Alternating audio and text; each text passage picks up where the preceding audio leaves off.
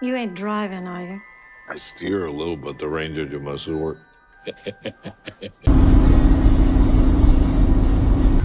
don't wanna stay if you're gonna leave me.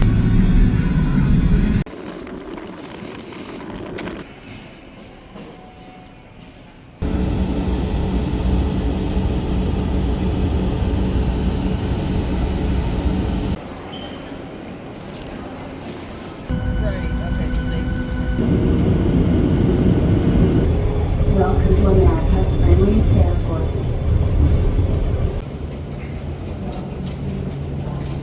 I'm back. Had about three and a half hours of sleep. Then drove 2 hours. Flew home. Actually had like 3 or 2.5 hours of layover in Chicago, so that was fine. Not only that, on the flight from Chicago to Phoenix, I actually slept pretty well. Not comfortably, but I still slept nonetheless. But yeah, so I'm home, not doing anything tomorrow. I mean, like, I don't have to do anything. I'll sleep in. I might try to go out adventuring or, meeting people. Who knows? But more likely I'll go out hiking, maybe catch dinner. But more importantly, I need to figure out what I'm doing for the next blank time. Excuse me. Because I might be traveling again here in a couple days. But I need to talk around, see what's going down. Anyways, no. I need to talk to my boss, see what we're doing, and also do some editing here on the side, both for this and for work. So, I have some stuff to do tomorrow if I don't do anything in particular. But regardless, we know what we're drinking today, or I, anyways.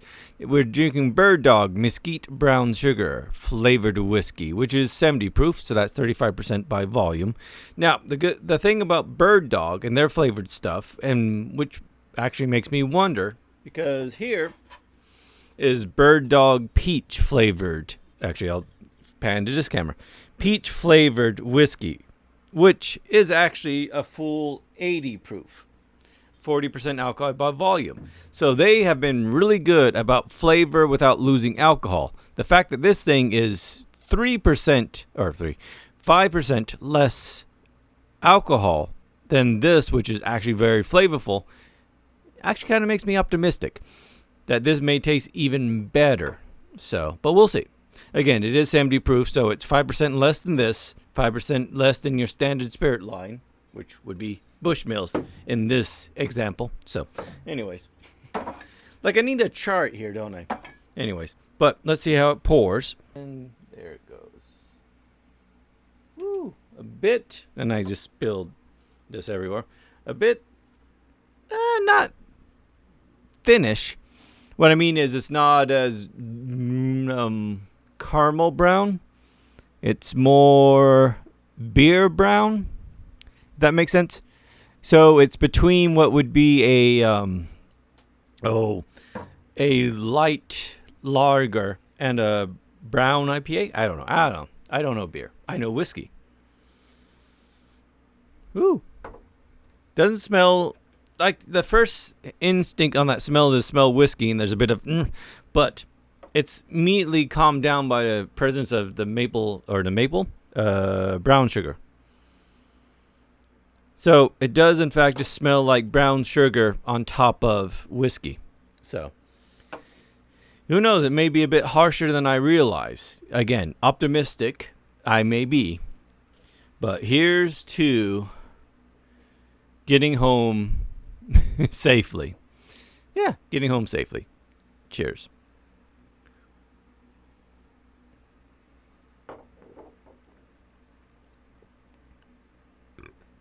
Ooh. Ooh. Interesting.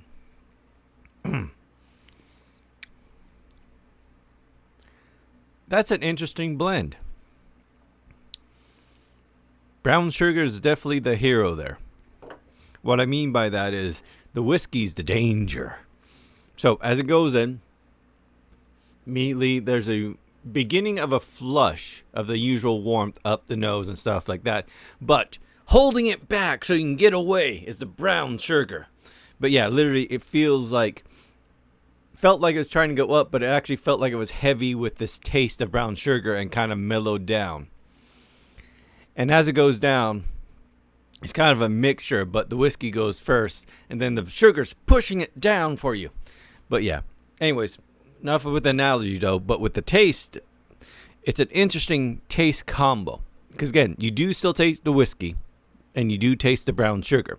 Akin to, not caramelized brown sugar, but like I got this sensation of crunchy brown sugar. Like almost a little layer on top of something. But anyways, the way that mixes well with like the quote-unquote wooden taste or whatever bourbon has. So the brown sugar plays well with the bourbon taste and kind of mellows it out. It's like kind of a neat union as it goes back and forth. And it just kind of mellows each other out. So, but that brown sugar plays well with their version of whiskey. And it tastes delicious.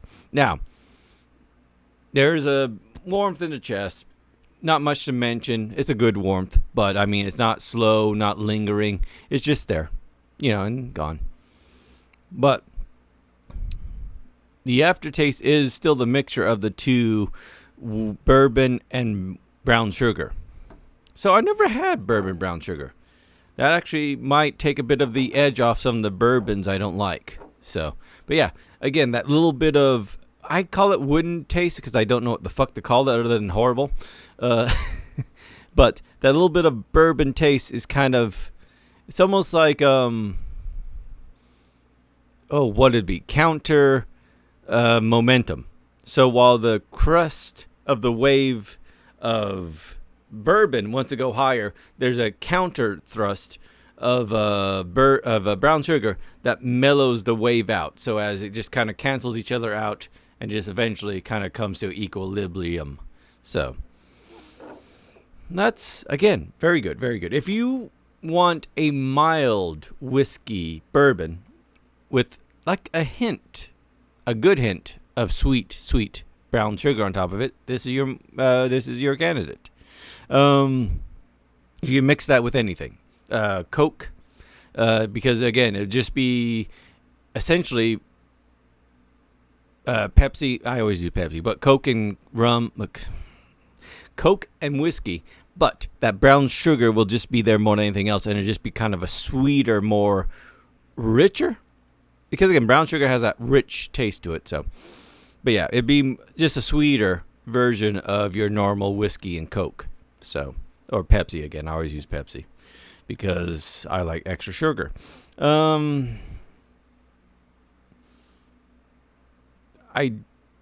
don't know how well it would go with a whiskey sour or other mixed whiskey drinks, because basically anything you have a bourbon with, you can use this. It'd be a lighter bourbon because it's 35% alcohol, but it would also be a hint sweeter.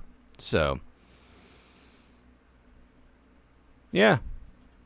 Again, my first instinct is always Coke, or if you want to mix it into a hot toddy, apple cider whiskey. Because again, that little bit of brown sugar would probably play well with the apple cider. So, or any mixed drink in general, you just want to add a little bit of brown sugar to it.